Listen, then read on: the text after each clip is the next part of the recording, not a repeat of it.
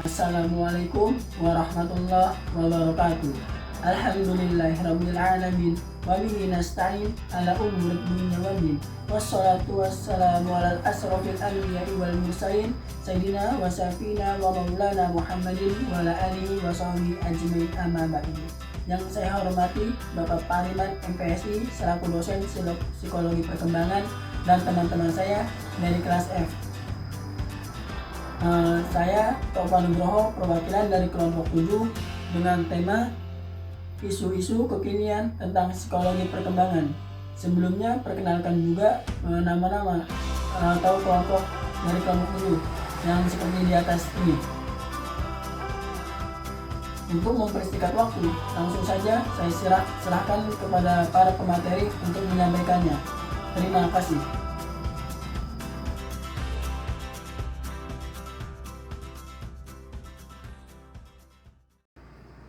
Pertama, saya akan menjelaskan tentang pengertian dari isu kekinian tentang psikologi perkembangan. Dalam Kamus Besar Bahasa Indonesia, isu adalah masalah yang dikedepankan untuk ditanggapi.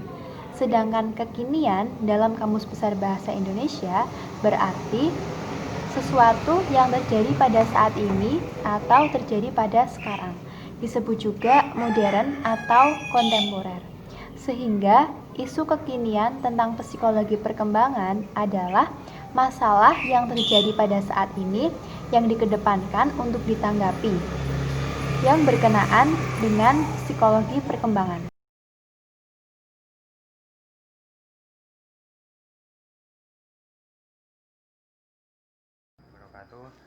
Perkenalkan, nama saya Muhammad Fakiruddin dengan NIM 2119194.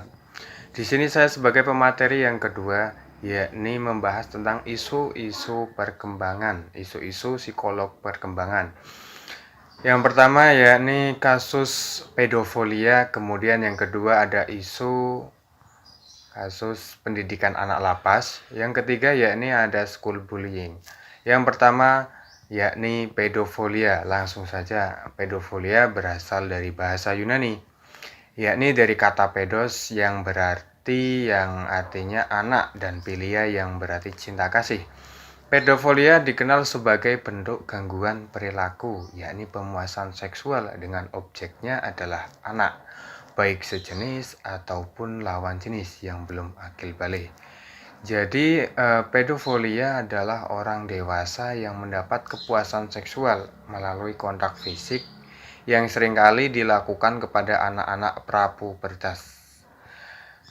Kemudian pelaku pedofilia ini tidak hanya berjenis kelamin laki-laki tetapi juga perempuan, meskipun lebih banyak yang terpublikasi pelaku laki-laki.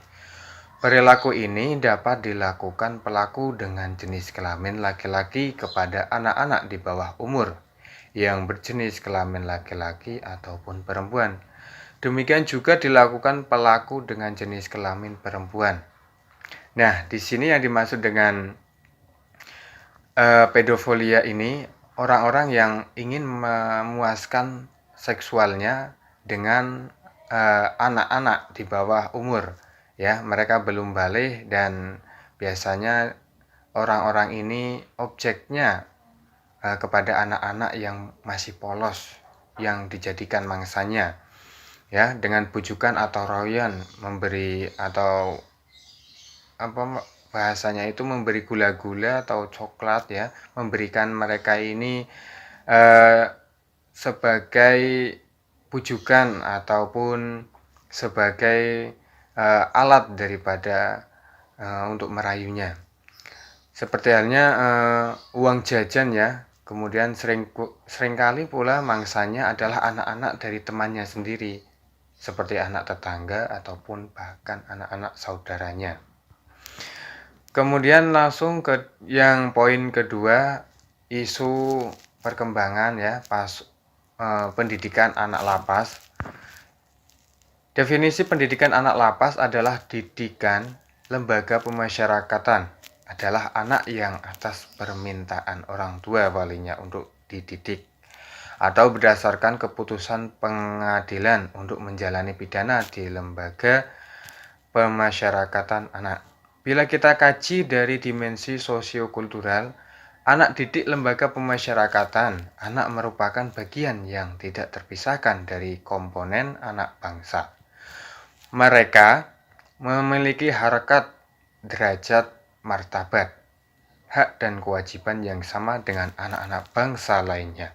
Selain butuh pemenuhan kebutuhan individual, baik kebutuhan fisik maupun psikis, juga membutuhkan layanan perhatian, kemudian bimbingan baik dari individu dewasa lainnya, keluarga, bahkan masyarakat di mana dia berinteraksi. Jadi, yang dimaksud dari dimensi psikologisnya, anak-anak didik lembaga pemasyarakatan mereka juga memiliki kepribadian dalam arti lain bahwa anak tersebut memiliki susunan sistem-sistem psikofisik dalam diri suatu individu yang unik terhadap lingkungan. Dalam perkembangannya, kepribadian seorang anak tidak lepas dari pola kepribadian yang dimilikinya. Di dalamnya mengandung dua komponen, yaitu intinya konsep diri dan sifat-sifat. Adapun yang dimaksud konsep diri ialah konsep seseorang dari siapa dan apa dia itu. Konsep ini merupakan bayangan cermin, ditentukan sebagian besar oleh peran dan hubungan orang lain, aksi yang dilakukan oleh orang lain padanya, sedangkan sifat-sifat adalah kualitas perilaku atau penyesuaian spesifik. Misalnya, reaksi terhadap frustasi, kemudian cara menghadapi masalah, kemudian perilaku agresif, kemudian juga serta perilaku tertutup dan terbuka di hadapan orang lain, di mana ciri tersebut terintegrasi dan dipengaruhi oleh konsep diri. Kemudian yang ketiga, langsung saja definisinya ya, definisi dari school bullying.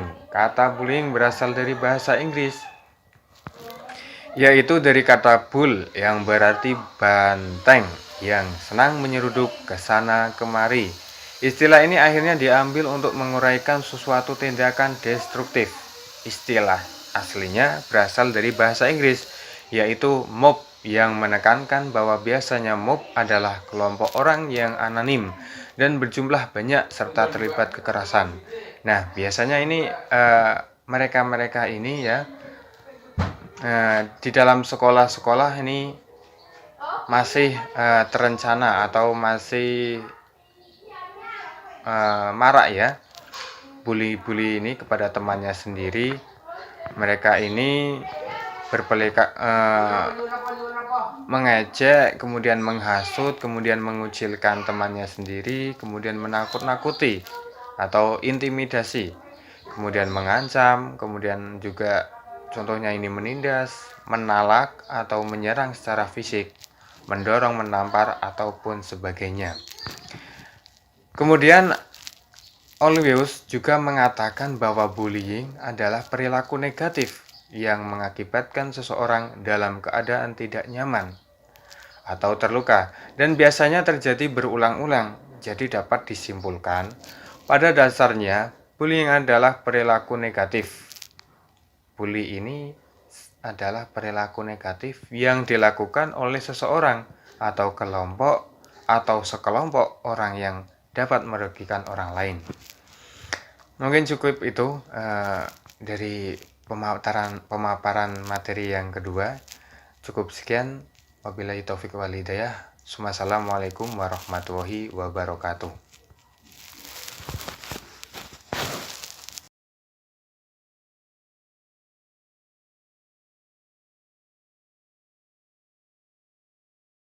Ya, di sini saya akan menjelaskan tentang faktor penyebab pedofilia. Di sini ada beberapa faktor. Untuk faktor yang pertama yaitu ada faktor genetik.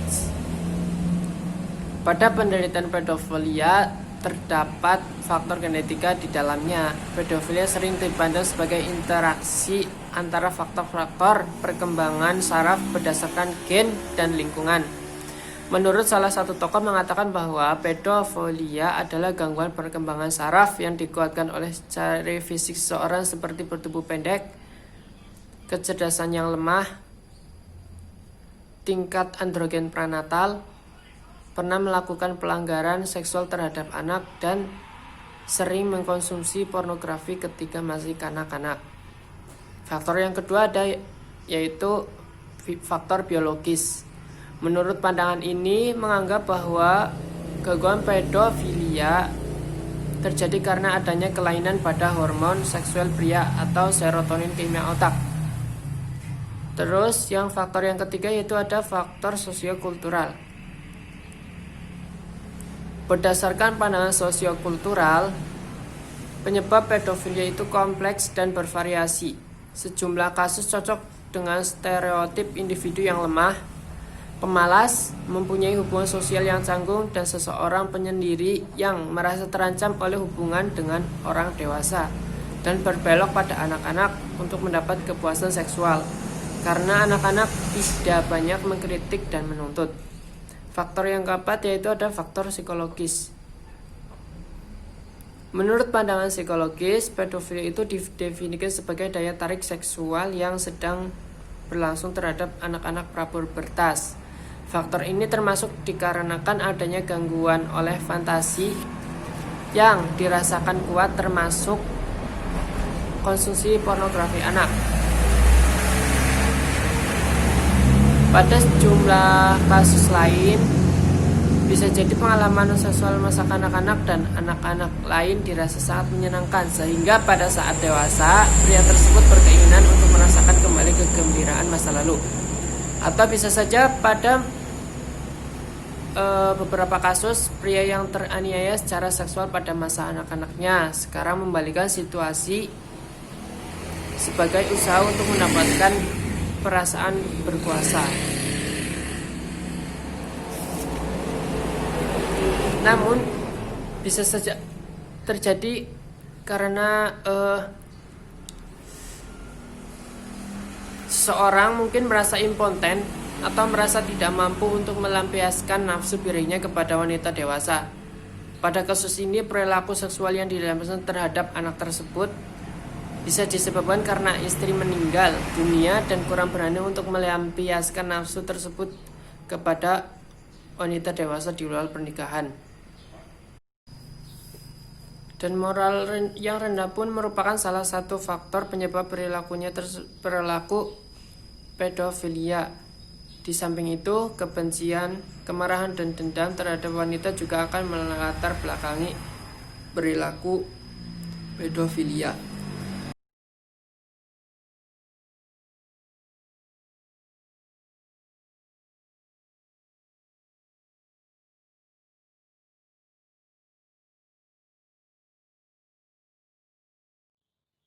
Saya Eni Ramida dengan NIM 2119163 akan melanjutkan pembahasan mengenai sebab isu perkembangan pendidikan anak lapas dan school bullying. Sebab terjadinya pendidikan anak lapas antara lain: yang pertama, perkembangan perilaku dan kehidupan masyarakat seiring perkembangannya yang cenderung menjurus pada terabaikannya esensi pendidikan terhadap anak itu sendiri. Yang kedua, perilaku menyimpang akibat melihat teman sebaya atau teman yang lebih tua tanpa tahu bahwa hal tersebut benar atau salah. Yang ketiga, perlakuan orang dewasa yang semestinya tidak dijatuhkan kepada anak-anak. Kemudian yang keempat, korban pelanggaran hak asasi anak untuk memperoleh pendidikan yang baik. Selanjutnya, sebab dari school bullying. Salah satu fenomena yang menyita perhatian di dunia pendidikan zaman sekarang adalah kekerasan sekolah atau yang lebih sering disebut dengan istilah bullying, baik yang dilakukan oleh guru terhadap siswa maupun oleh siswa terhadap siswa yang lainnya. Tindak-tindak bullying tersebut disebabkan oleh faktor yang pertama, kurikulum pendidikan yang cukup padat dan syarat beban, menyebabkan anak harus belajar berbagai hal dalam waktu yang ditentukan. Kurikulum yang ada sangat memaksa anak untuk mengikuti dan mengejar pencapaian kurikulum, walaupun apa yang diinginkan kurikulum belum tentu relevan dengan cita-cita anak. Kemudian faktor yang kedua, pendidik saat ini sangat syarat dengan persoalan. Pendidik sebagai pemegang kunci dalam kenyataannya tidak layak mengajar dan mendidik di sekolah. Intelektualitas pendidik yang rendah tetapi dipaksa mengejar target kurikulum. Kemudian penyebab bullying dari sisi korban bisa saja terjadi karena penampilan fisik, ras, ataupun orientasi seksual.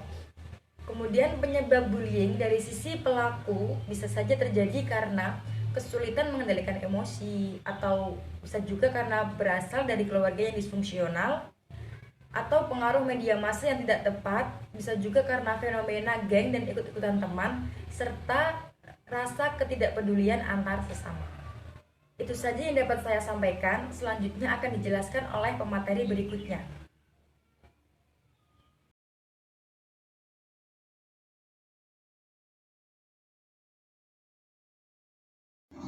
Perkenalkan, saya Fadia Nur Aulia, NIM 2119012. Di sini akan menjelaskan tentang akibat kekerasan seksual dan bullying. Menurut Finn Keller dan Browning mengkategorikan 4 jenis dampak trauma akibat kekerasan seksual yang dialami oleh anak-anak. 1. Pengkhianatan. Kepercayaan merupakan dasar utama bagi korban kekerasan seksual. Sebagai seorang anak, mempunyai kepercayaan kepada orang tua dan kepercayaan itu dimengerti dan dipahami. 2. Trauma secara seksual.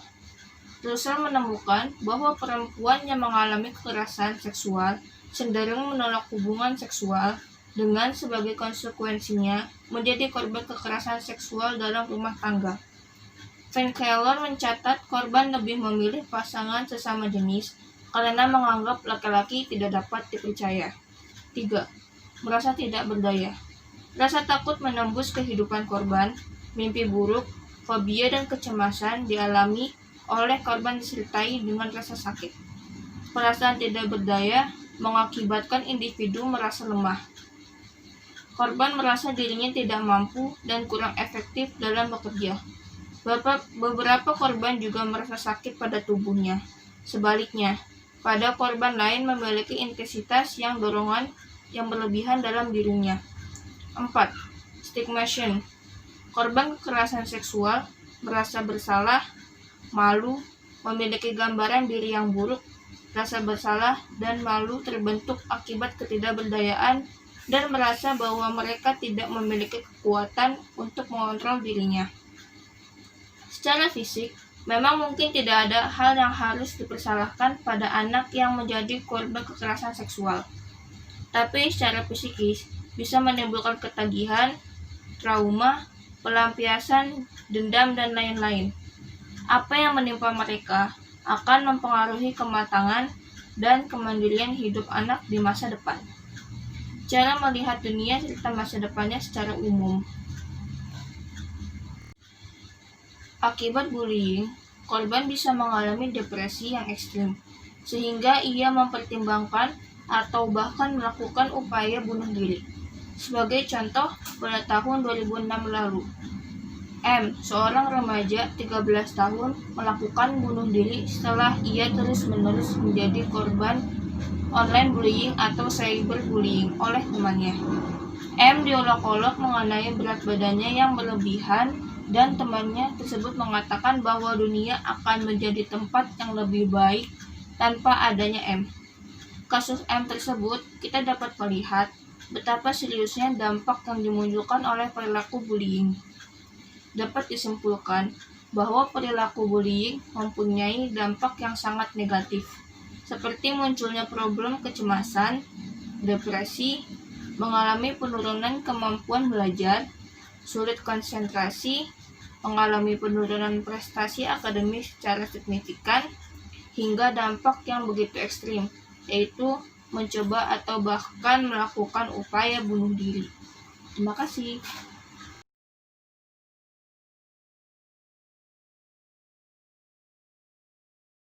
Assalamualaikum warahmatullahi wabarakatuh. Perkenalkan, nama saya Zifro Nabila Maulida, NIM 2119124. Saya akan menjelaskan materi selanjutnya, yaitu tentang solusi atau upaya untuk mencegah isu-isu kekinian. Yang pertama yaitu solusi pendidikan anak lapas. Yang pertama yaitu seharusnya para pendidik atau pembina paling tidak harus memahami dan menguasai prinsip-prinsip dasar pembinaan anak didik. Lalu yang kedua, menjadikan anak didik dapat mencapai tingkat kesadaran tinggi untuk merubah diri sendiri. Yang ketiga, berikan bimbingan supaya bertaubat. Yang keempat, negara tidak berhak membuat seorang narapidana lebih buruk atau lebih jahat dari sebelum ia masuk ke dalam lembaga. Lalu yang berikutnya adalah solusi pedofilia. Yang pertama itu awasi kegiatan anak secara berkala. Yang kedua, pastikan anak merasa didukung secara emosional. Yang ketiga, ajari anak mengenal persentuhan yang tak senonoh. Lalu berikutnya ada solusi school bullying atau anak bully. Yang pertama itu menerapkan gagasan peaceful school atau yang dikenal sebagai sekolah damai. Yang kedua ada membangun konsep diri yang baik. Yang ketiga, dukung minat dan bakat anak. Yang keempat, ajari anak mengatakan tidak.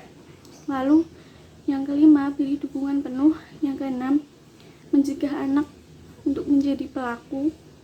Yang ketujuh yaitu bangun rasa empati. Itu saja dari saya. Apabila ada kekurangan dalam menjelaskan, mohon maaf. Wassalamualaikum warahmatullahi wabarakatuh.